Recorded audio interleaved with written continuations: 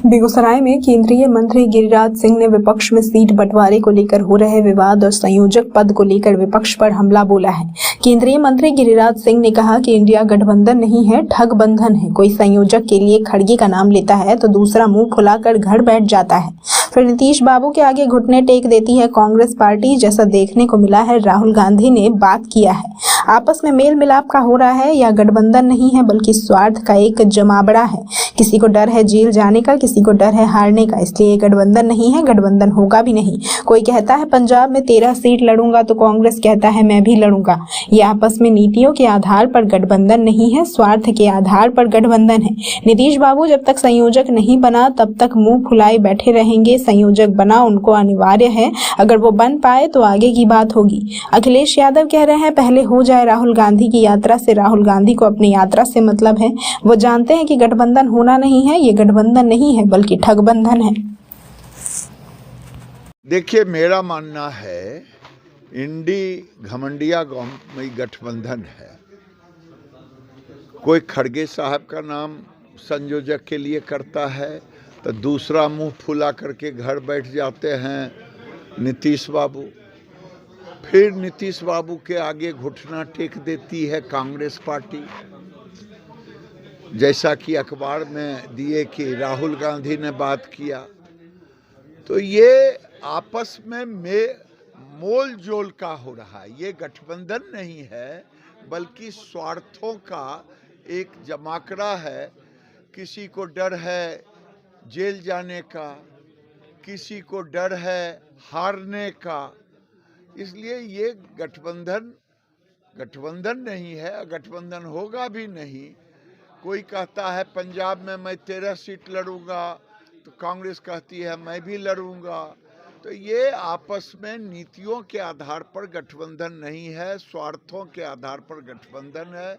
और ये नीतीश बाबू को जब तक संयोजक नहीं बनाएगा वो मुंह फुलाए बैठे रहेंगे, तो संयोजक उनको बनाना अनिवार्य है।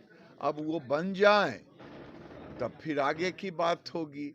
अखिलेश यादव कह रहे हैं कि पहले हो जाए, और राहुल गांधी को अपनी यात्रा से मतलब, वो जानते हैं कि गठबंधन होना नहीं है। ये गठबंधन नहीं है बल्कि ठगबंधन है। देखिए, पश्चिम बंगाल में मैं कल भी कहा आज भी कह रहा हूं कि बंगाल में लोकतंत्र समाप्त हो गया है।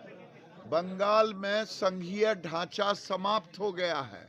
बंगाल की मुख्यमंत्री लोकतांत्रिक नहीं होकर के वो डिक्टेटर की भूमिका में है और अपने को समझती है कि ये भारत से कटा हुआ है। ये किम जोंग की तरह ट्रीट करती है, कोरिया के प्रेसिडेंट की तरह। जिस तरह से टीएमसी नेता वहाँ पे किया, क्या यहाँ भी लगता है बिहार में आरजेडी कर सकती है?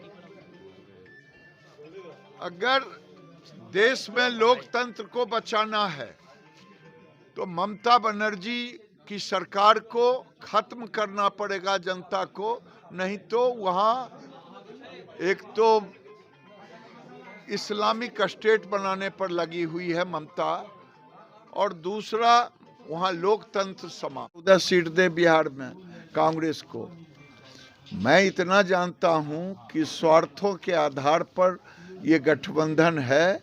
जिसका स्वार्थ नहीं सिद्धि होगा वो गठबंधन से अलग होगा, टूटेगा। ये गठबंधन दिल के टुकड़े हजार हुए, कोई यहाँ गुड़े कोई वहाँ गिरे। कांग्रेस भी अब राम के शरण में आ चुके हैं। कांग्रेस पार्टी भी अब राम के शरण में आ चुकी है। कांग्रेस के प्रदेश अध्यक्ष जो है यूपी के, वो भी हजारों कार्यकर्ता के साथ वहाँ पहुँच रहे हैं। भगवान का सद्बुद्धि तो दे। पहले कांग्रेस को सद्बुद्धि नहीं थी इसलिए काल्पनिक कहा, अब सद्बुद्धि दिए हैं तो आ रहा है। अभी तक तो कांग्रेस काल्पनिक कहते रहा, विपक्ष काल्पनिक कहते रहा राम को। लेकिन अगर सद्बुद्धि आता है तो मैं भगवान से प्रार्थना करूंगा कि सभी को आए। लेकिन ये लोग तुष्टीकरण की राजनीति करने वाले लोग हैं, ये तुष्टीकरण ही करेंगे।